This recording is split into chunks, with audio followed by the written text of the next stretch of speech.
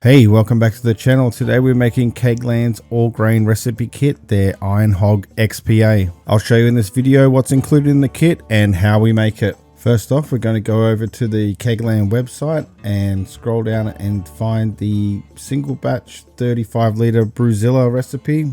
And just going through the ingredients here, it's 4 kilograms of pale malt, 250 grams of Big O malted oats, 250 grams of wheat malt, and 75 grams of sour grapes malt acid.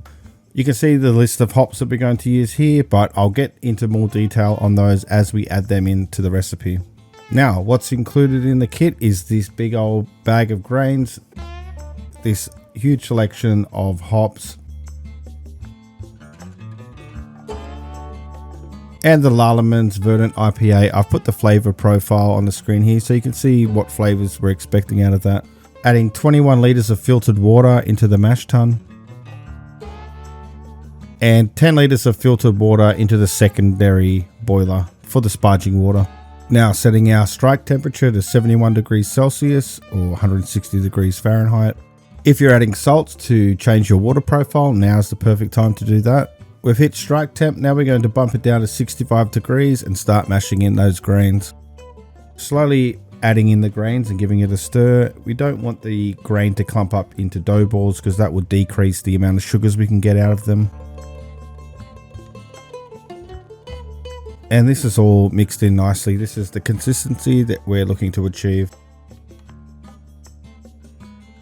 Hooking up the recirculating arm so we can pump the wort from the bottom of the mash tun up to the top of those grains and just recirculate that water, get more sugars out. Going to mash this out for 60 minutes and giving it a good stir every 15 minutes or so. Alright, 60 minutes is up. Now we're going to do a mash out. We're going to get this up to 75 degrees Celsius or 167 degrees Fahrenheit, and we're going to cook this for another 15 minutes. And while that's coming up to temperature, now's a good time to get that sparge water up to 75 degrees Celsius or 167 degrees Fahrenheit. Alright, cool. The mash out's finished. Now we're going to lift that mash tun out and we're going to start the sparging process. Pumping the water from the secondary boiler over the top of the grains into our main boiler until we reach a pre-boil volume of 26 litres. Now we've hit the 26 litres, we're going to get rid of those spent grains now. Starting the boil off process by cranking this boiler up to maximum temperature. Good time to throw in the hop spider so it gets sanitized before we put the hops in. And now we take a pre-boil gravity reading, and this one came out at 1.041, which is on target. That's what we're going for. Now we've hit that rolling boil, it's time to add in the 12.5 grams of Centennial hops.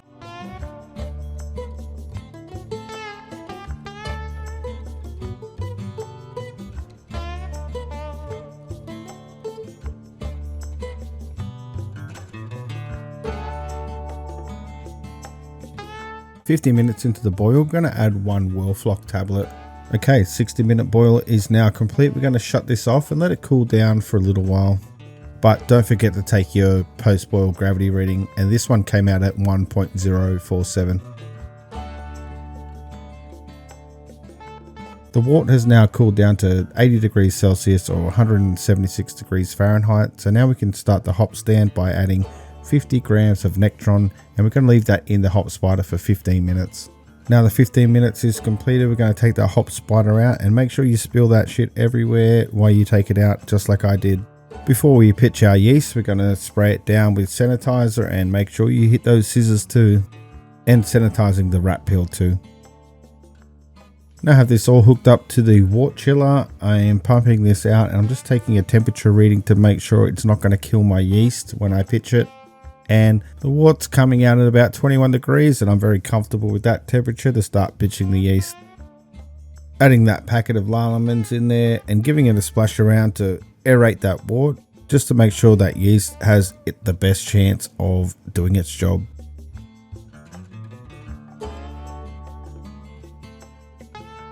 Now we have a fermentation volume of just over 21 litres, and that's perfect. That's just enough to be able to fill a 19 litre corny keg. Throwing in that rat pill so I can get all those readings through the Brewfather app and track how this is fermenting. Giving the thermo well a good sanitize and popping that in.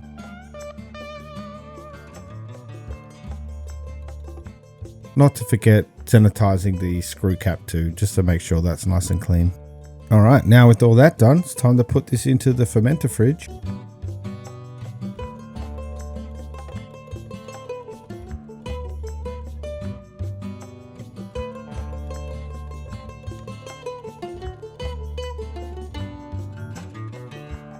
Setting our spunding valve to 10 psi and putting that on the gas inlet outlet on the pressure fermenter.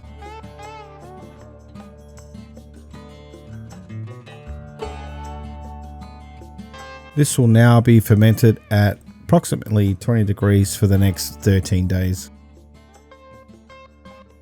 Alright, 13 days have passed and now it's time to do the dry hop additions.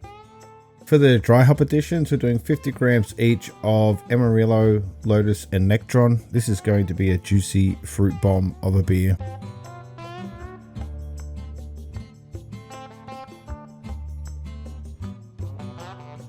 Popping off that spunding valve, unscrewing the cap, removing the thermo well and pouring in those hops nice and slowly. Don't spill them.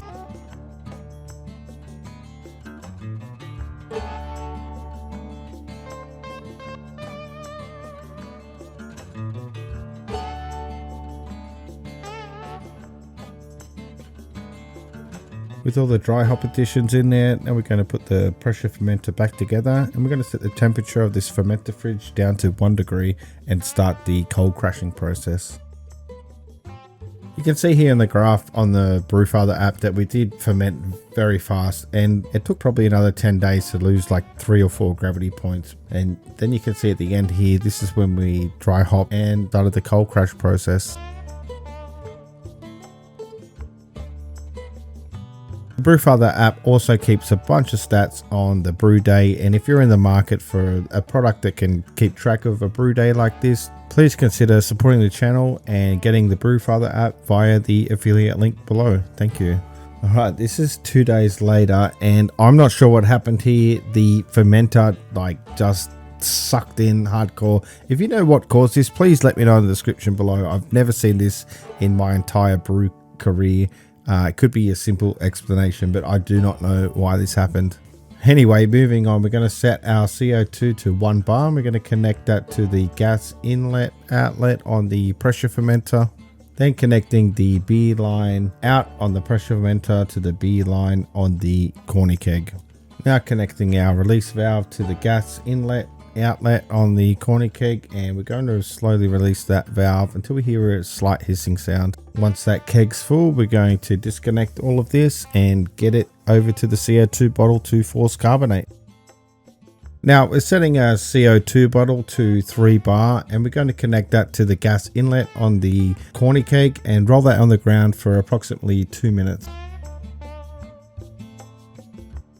Alright, the forced carbonation is completed. We're going to throw this straight into our kegerator. We're going to connect our beer lines, let a little bit of that CO2 out, and now it's time to start pouring some beers. Now, I always pour about 500 mils out just to make sure I clear any crap out of the lines or the bottom of the keg.